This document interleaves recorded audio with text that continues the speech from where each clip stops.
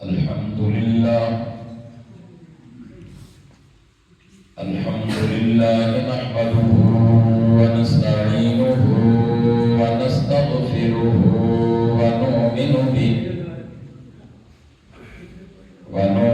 به ونتوكل عليه ونعوذ بالله من شرور أنفسنا ومن سيئات أعمالنا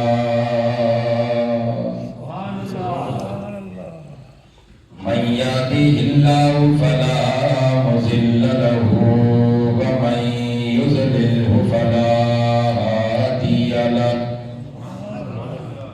ونشهد أن لا إله إلا الله وحده بوحدة لا شريك له ونشهد أن سيدنا ومولانا محمدا عبده ورسوله أما بعد فأعوذ بالله من الشيطان الرجيم بسم الله الرحمن الرحيم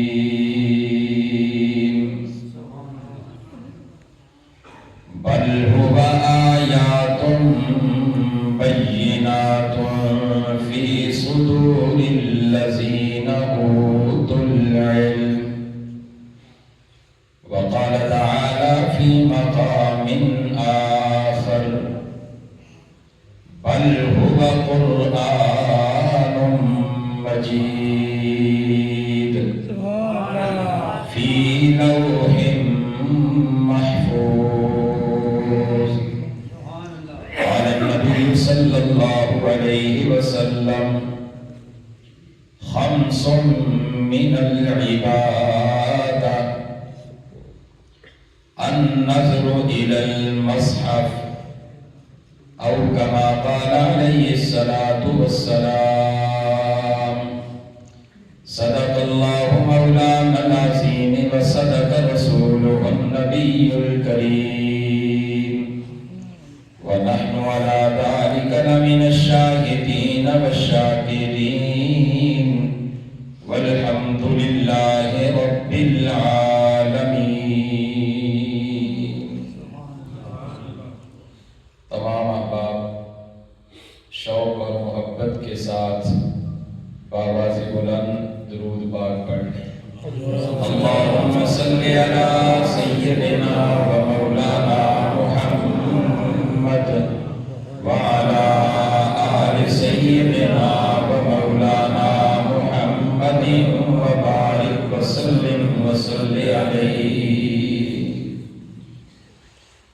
یا رب صل وسلم دائما ابدا على حبيبك خير الخلق كلهم.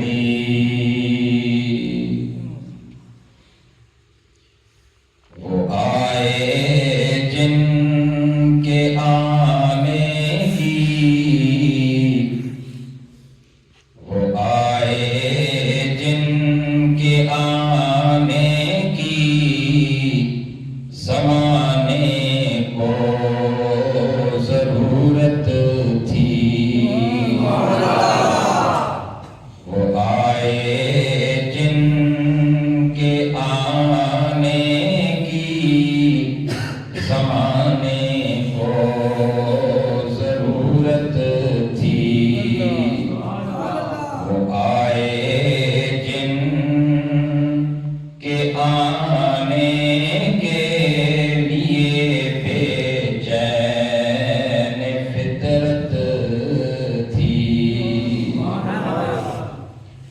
انتہائی واجب الاحترام قابل صد احترام حضرات علماء کرام بالخصوص برادر مکرم حضرت قاری شکیل احمد صاحب دامت فیوزہم العالیہ، ان کی پرخلوص دعوت پر آپ احباب کے سامنے حاضری کا شرف حاصل ہوا ہے.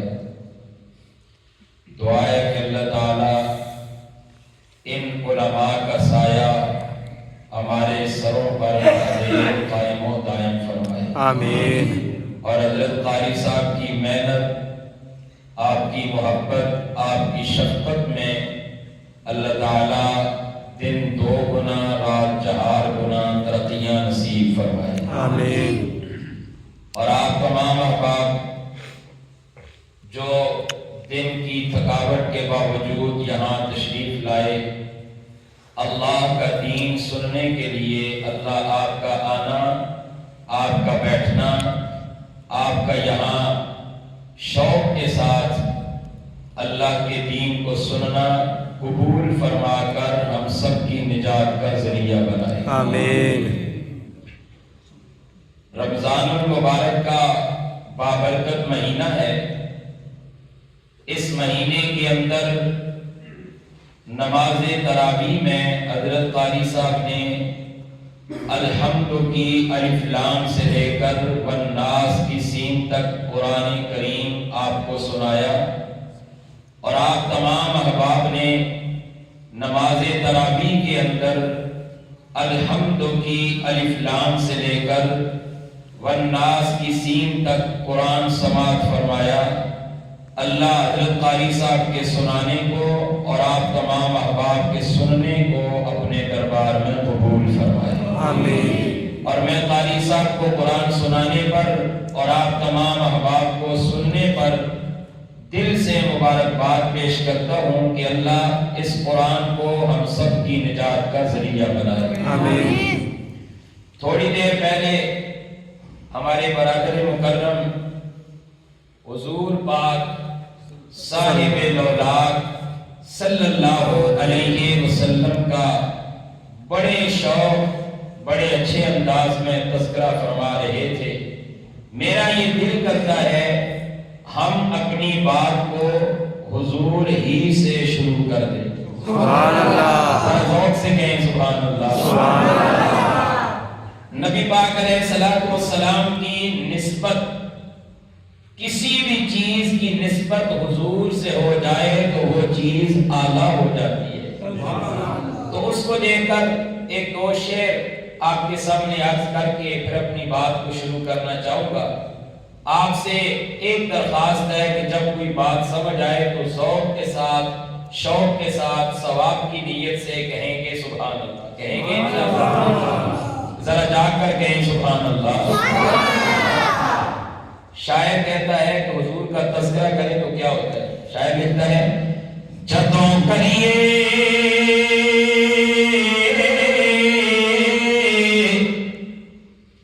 جدوں کریے ذکر محمد دا محفل نو سرور آ جاندا جس دل وچ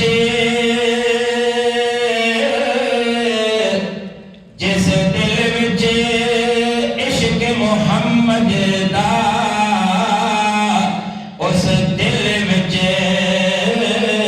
نور آ جاندا ہے۔ شاعر لکھتا ہے مدینہ کیا ہے؟ شاعر نے لکھا میں تور دی عظمت مندا ہاں، میں تور دی عظمت مندا ہاں، پر وکری شان مدینے دی جدوں ٹریے شہر مدینے نو، جدوں ٹریے شہر مدینے نو، ہر قدم تے تو آ جانا ہے۔ میرے نبی کی کیا شان ہے، یہ تو حضور علیہ الصلوۃ والسلام کی شان۔ اور شاعر لکھتا ہے جس محفل میں اللہ کا تذکرہ ہو، رسول پاک صلی اللہ علیہ وسلم کا تذکرہ نہ ہو، وہ محفل ہی کیا ہے۔ ذوق ہو تو اس پر بھی ایک شعر سنا دیں اور ذوق سے کہیں سبحان اللہ۔ جے میں حمد ضروری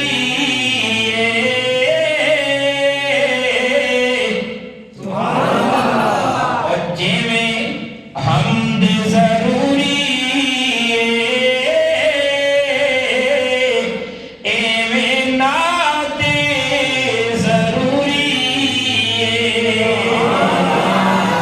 جے میں حمد ضروری ایویں نعت ضروری اور محفل وچ آقا دی گل بات ضروری اللہ اکبر۔ قرآن کریم کی ایک آیت کریمہ میں نے آپ کے سامنے تلاوت کی ہے اسی عنوان کے حوالے سے۔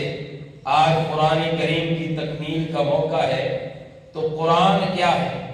جو قرآن قاری صاحب نے نماز تراویح میں سنایا، آپ تمام احباب نے محبت کے ساتھ، پیار کے ساتھ اللہ کا کلام سمجھ کر نماز تراویح میں سنا۔ قرآن کریم ہے کیا؟ یہ قرآن، اس کا کتنا مقام ہے؟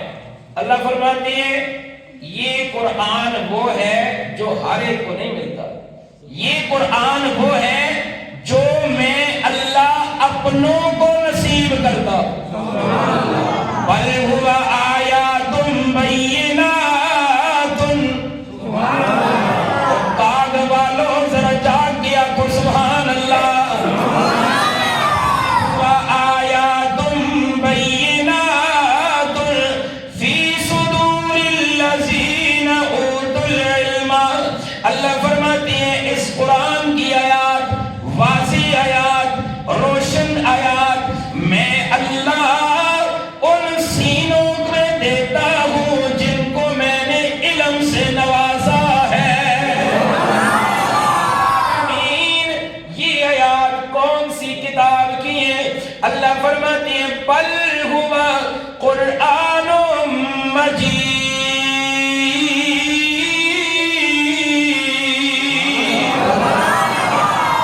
یہ قرآن بڑی اعلیٰ کتاب ہے، یہ قرآن بڑی عظیم و شان کتاب ہے، یہ قرآن اللہ کا کلام بھی ہے، یہ قرآن اللہ کا کلام بھی ہے۔ پہلے جتنی بھی کتابیں آئیں وہ کتابیں تھیں، تورات بھی کتاب، انجیل بھی کتاب، زبور بھی کتاب، لیکن ان کو یہ فضیلت حاصل نہیں تھی جو رب نے اس کتاب یعنی قرآن کو دی ہے۔ وہ فضیلت کیا ہے؟ یعنی اللہ کا کلام ہے۔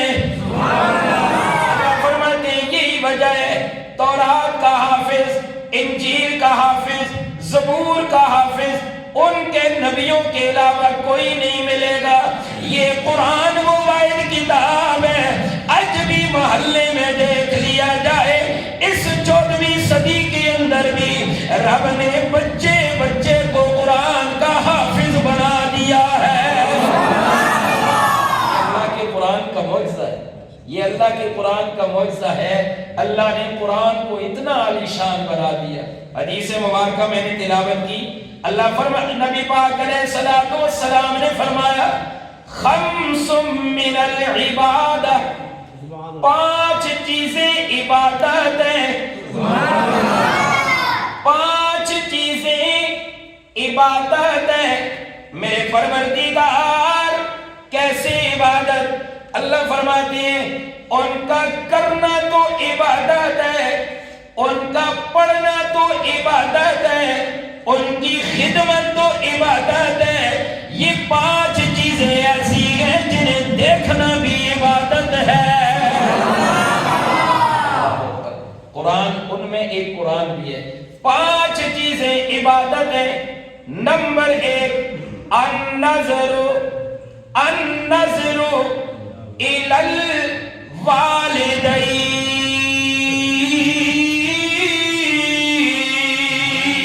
الوالدین، فرمایا والدین ایسی نعمت ہے کہ جن کو دیکھنا بھی عبادت ہے۔ جو اونچی سبحان اللہ کہے اس کے والدین کو لمبی زندگی نصیب فرما. جن کے والدین دنیا سے پردہ کر گئے ان کی قبروں کو جنت کے باغوں میں سے ایک باغ بنا. میرے آقا نے فرمایا النظر الی الوالدین، والدین کیسی نعمت ہے. والدین دو کا مجموعہ ہے، والد اور والدہ.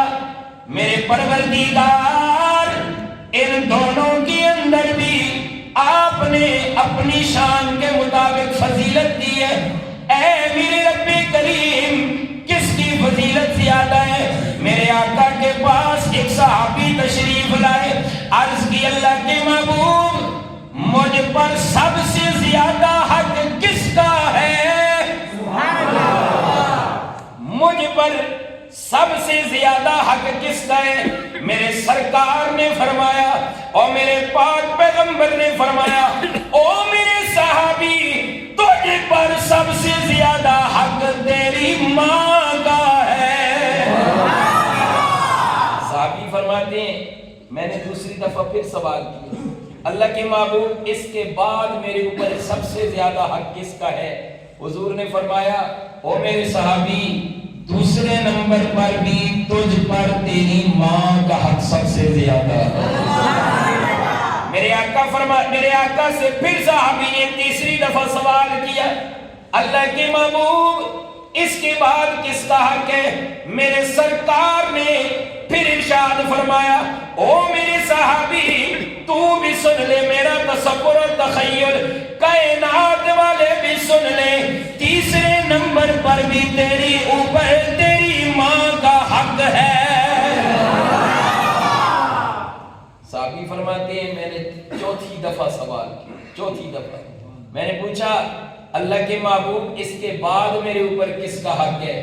آپ نے فرمایا میرے صحابی اب تیرے اوپر تیرے باپ کا حق ہے. اس کا یہ معنی ہرگز نہیں کہ ماں کا مقام اور ہے باپ کا مقام اور ہے. نہیں نہیں، میں نے قرآن سے پوچھا جو قرآن آپ نے نماز تراویح میں سنا، حضرت قاری صاحب نے محنت کر کے آپ کو مصلی پہ کھڑے ہو کر قرآن سنایا. میں نے اسی قرآن سے پوچھا قرآن بتانا میرے نبی پاک جو صاحب قرآن ہے انہوں نے ماں کو اتنا مقام یعنی 3 درجے کیوں دیے؟ قرآن کریم کہتا ہے مجھے کھولنا واضح خود ہو جائے گا. جب میں نے قرآن کھولا تو یوں نظر آیا رب تعالیٰ نے ماں کے اوپر 3 مشقتیں بھیجی. کتنی بھیجی ہیں؟ 3 مشقتیں بھیجی ہیں. ان 3 مشقتوں کا نتیجہ یہ نکالا کہ رب نے 3 حصے ماں کو دے دیے، چوتھا حق رب نے باپ کو دے دیا ہے.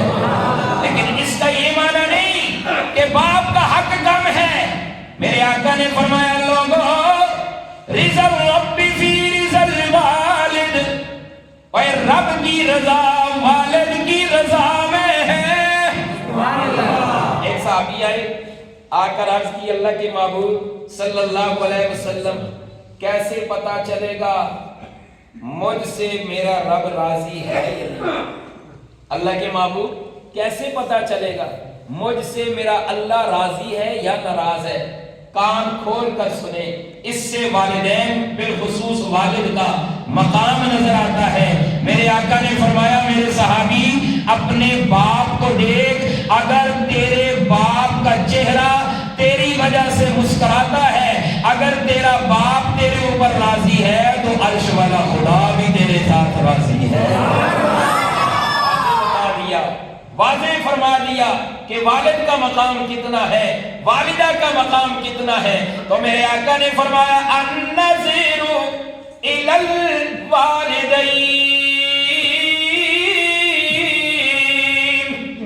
والدین کو دیکھنا بھی ثواب ہے، والدین کو دیکھنا بھی عبادت ہے. یا اللہ کس طرح دیکھنا؟ میرے آقا نے فرمایا جو بندہ صبح اٹھ کر اس نیت کے ساتھ اپنے والدین کے چہرے کا دیدار کرتا ہے کہ یہ میرے والدین ہیں، اللہ کی دی ہوئی نعمت ہے، میں اللہ اس کے نامہ اعمال کے اندر مقبول حج اور عمرے کا ثواب لکھ دیتا ہوں۔ جو والدین کو خوشی کے ساتھ، خندہ پیشانی کے ساتھ دیکھتا ہے ثواب کی نیت سے، اللہ فرماتے ہیں میں اس کو عمرے کا ثواب عطا فرماتا ہوں۔ کتنا بڑا اجر و ثواب ہے۔ النذیر الی الوالدین، اللہ فرماتے ہیں والدین کو دیکھنا بھی ثواب ہے۔ آج والدین کو دیکھنا بھی ثواب ہے۔ یہ آج کی بات نہیں، میرے آقا 1400 سال پہلے فرما گئے۔ سبحان اللہ۔ جس طرح اللہ نے میرے نبی پاک کو یہ واضح کر دیا تھا، میرے محبوب روم فتح ہوگا، فلاں علاقہ بھی فتح ہوگا، میرے آقا کو یہ بھی فرما دیا اللہ کے محبوب آپ کے دنیا سے جانے کے بعد ایک وقت ایسا بھی آئے گا لوگ والدین کی نافرمانی کریں گے۔ میرے آقا نے فرمایا لوگوں ایک وقت آئے گا لوگ نافرمانی کریں گے، سن لو میری بات، والدین کو خندہ پیشانی سے ثواب کی نیت سے دیکھنا یہ بھی عبادت کہلاتا ہے۔ اچھا، اس میں ایک اور بات کی طرف بھی اشارہ ہے۔ ایک بندہ عبادت کرتا ہے، مصلی پہ کھڑا ہوتا ہے، نماز پڑھتا ہے، قرآن کی تلاوت کرتا ہے، ذکر اذکار کرتا ہے، اپنے رب سے معافی مانگتا ہے، اگر اس کے والدین ناراض ہیں تو اللہ فرماتے ہیں مجھے راضی نہ کر، والدین کو راضی کر، میں رب تجھ سے خود راضی ہو جاؤں گا۔ اپنے والدین کو راضی کر، تیرے والدین راضی ہوئے تو میں رب خود تجھ سے راضی ہو جاؤں گا۔ اللہ اکبر۔ اچھا، یہ والدین جو ہے نا، والدین ایسی نعمت ہے، ان کا علم اور ان کا پتہ انسان کو تب چلتا ہے جب سمجھ آتی ہے تو ان کا سایہ سر سے اٹھ جاتا ہے۔ لہذا خوش نصیب ہے وہ لوگ جو اپنے والدین کی خدمت کرتے ہیں، خوش نصیب ہیں وہ لوگ جو اپنے والدین کو صبح شام ان کا دیدار کرتے ہیں، ان کی خدمت کرتے ہیں۔ شاعر نے والدین کے بارے میں کچھ اشعار کہے لیکن ذوق نہ لاکھو سبحان اللہ۔ شاعر نے بڑے زبردست اشعار لکھے ہیں۔ سب سے پہلے ماں کے متعلق ایک شعر میں آپ کو سنانا چاہتا ہوں، ذرا ذوق کے ساتھ مجھے آپ سنائیں سبحان اللہ۔ شاعر لکھتا ہے اچیا لمبیاں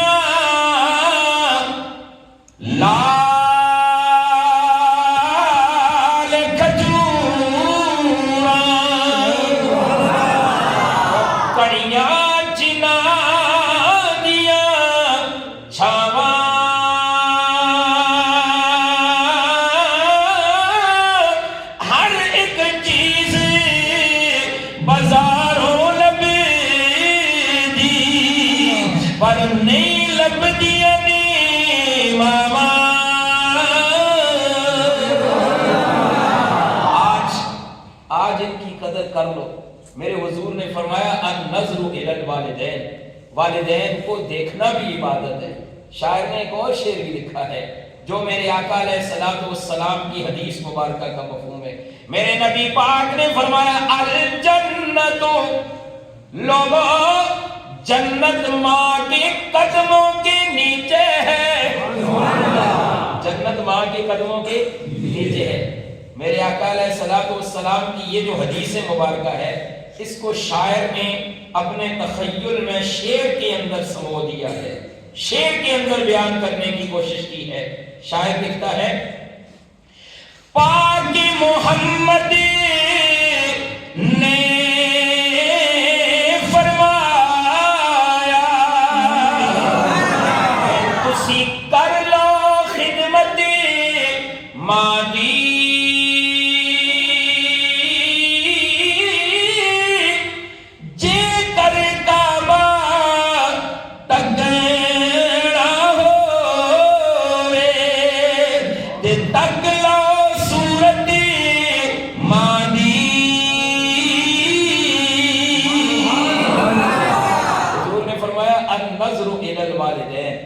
لوگوں والدین کو دیکھنا بھی ثواب، والدین کو دیکھنا بھی ثواب ہے۔ خیر میرے آقا نے فرمایا النظر خمس من العبادہ، 5 چیزیں ایسی ہیں وہ جن کو دیکھنا بھی ثواب ہے۔ نمبر 1 والدین کو دیکھنا بھی ثواب ہے۔ نمبر 2 النظر، مختصراً کہتا ہوں، النظر الی الکعبہ، النظر الی الکعبہ، بیت اللہ کی دیواروں کو دیکھو گے تب بھی ثواب ہے۔ یہی وجہ ہے علماء فرماتے ہیں بندہ یہاں سے سفر کر کے وہاں جائے، اللہ سب کا سفر اور سب کو جانا نصیب فرمائے، آمین۔ یا اللہ جو اونچی آمین کہے اس کو ہر سال بیت اللہ کی حاضری نصیب فرمائے، آمین۔ علماء فرماتے ہیں جب یہاں سے سفر کر کے جائے عمرے کی نیت سے، حج کی نیت سے، تو وہاں جا کر بیت اللہ کو دیکھتا رہے، یہ سب سے افضل عبادت ہے۔ قرآن تو بندہ یہاں بھی پڑھتا رہتا ہے، تسبیحات تو یہاں بھی کرتا رہتا ہے، وہاں بیت اللہ کے اوپر نظر رکھ کر ٹکٹکی باندھ کے دیکھو، اللہ فرماتے ہیں النظر الی الکعبہ، کعبے کو دیکھنا بھی ثواب ہے۔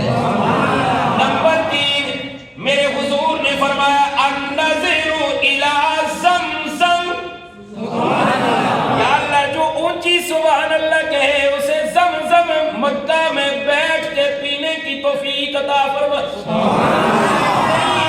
مکہ میں کھڑے ہو کے پینے کی توفیق عطا فرما۔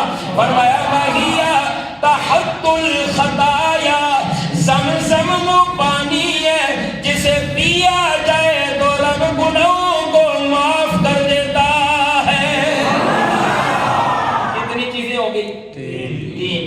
نمبر 4 وَالنَّظِرُ إِلَى وَجْهِ الْعَالِمِ، عالم کے چہرے کو دیکھنا بھی ثواب ہے۔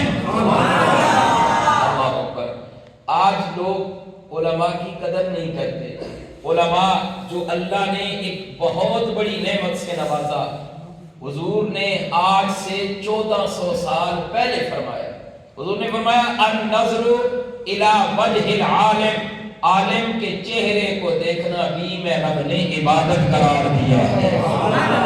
نمبر 5 والنظر الی المصحف، فرمایا قرآن کو دیکھنا بھی ثواب ہے۔ وہ پڑھنا تو ثواب ہے ہی، وہ کھول کر دیکھنا تو ثواب ہے ہی۔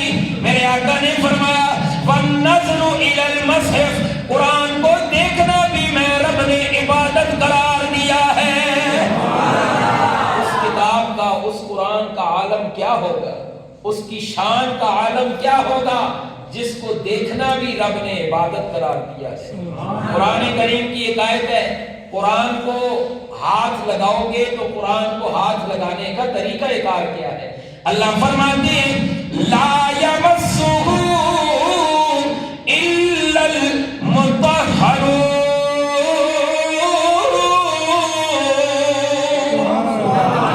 قرآن کو جب ہاتھ لگانا چاہو، قرآن کو پکڑنا چاہو، قرآن کو کھولنا چاہو تو اس سے پہلے تمہیں پاک ہونا ضروری قرار دیا گیا۔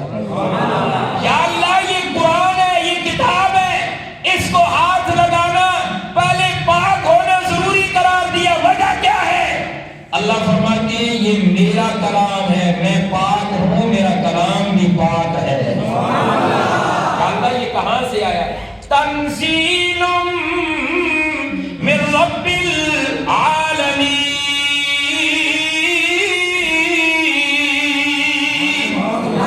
یہ اللہ نے اپنی طرف سے نازل فرمایا ہے، اس قرآن کو رب نے نازل کیا ہے، یہ رب کا کلام ہے۔ فرمایا اس کلام کو پڑھو گے رب تمہیں اور زیادہ ثواب عطا فرمائے گا، اس کو دیکھو گے، اسے دیکھنا بھی ثواب ہے، اسے ہاتھ لگانا بھی ثواب ہے، اس پہ عمل کرنے والے کی دنیا و آخرت سنور جاتی ہے۔ لہذا یہ ہمارے پاس بہت بڑا غنیمت کا موقع ہے، یہ آنکھیں بند ہونے سے پہلے قرآن کو سینے سے لگا لو، قرآن کی تلاوت کو اپنا لو، قرآن پہ عمل کرو، قرآن کو کھول کر دیکھا کرو۔ فرمایا جو ایک حدیث مبارکہ کا مفہوم ہے، جو قرآن کو اپنی ذاتی آنکھوں سے دیکھ کر پڑھتا ہے، رب اس کی بینائی کو آخر تک قائم فرماتا ہے۔ یہ بھی قرآن کا معجزہ ہے۔ لہذا قرآن کو کھول کے پڑھا کرو، قرآن کی تلاوت کیا کرو۔ جن گھروں میں قرآن تلاوت کیا جاتا ہے، ایک حدیث مبارکہ کا مفہوم ہے، جس طرح زمین والوں کو آسمان کے ستارے چمکتے نظر آتے ہیں، اسی طرح آسمان والے فرشتوں کو زمین پر جن گھروں میں قرآن کھول کر پڑھا جاتا ہے، وہ ستاروں کی طرح گھر چمکتے نظر آتے ہیں۔ اس کے چمکنے کی وجہ یہ ہے کہ قرآن کھلا ہوا ہوتا ہے، اور جو قرآن کو کھول کر پڑھتا ہے، یقین جانے یہ قرآن بڑی باوفا کتاب ہے۔ قرآن کو کھول کر پڑھتا ہے، قرآن خود روشن ہے، قرآن اس کی زندگی کو بھی روشن کر دیتا ہے، اور قرآن اس کی قبر کو بھی روشن کر دیتا ہے۔ عمل کریں گے انشاءاللہ۔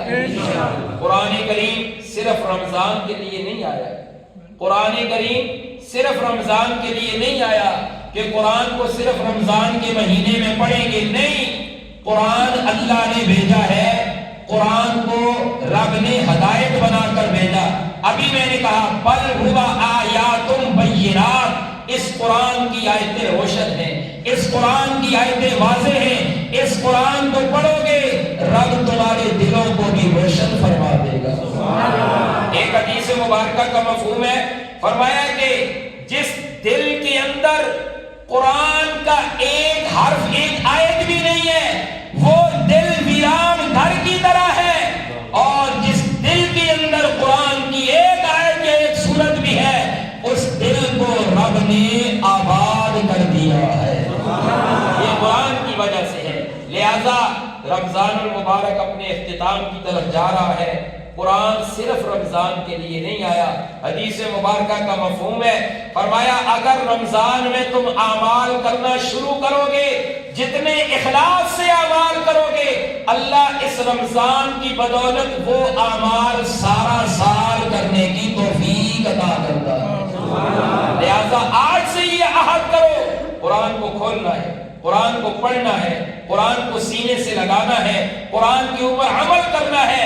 روزانہ قرآن کو کھول کر پڑھو، ایک آیت ایک صفحہ ہی کیوں نہ ہو، یہاں بندہ قرآن کھولتا ہے، اللہ اس کے نصیبوں کو کھول دیتا ہے۔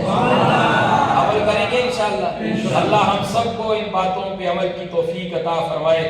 جو کچھ کہا سنا، اللہ ان سب کو اپنے سینے میں ڈالنے کی اور اپنے دل و دماغ میں بٹھانے کی اور ان پر عمل کرنے کی توفیق عطا فرمائے۔ وما علینا الا البلاغ۔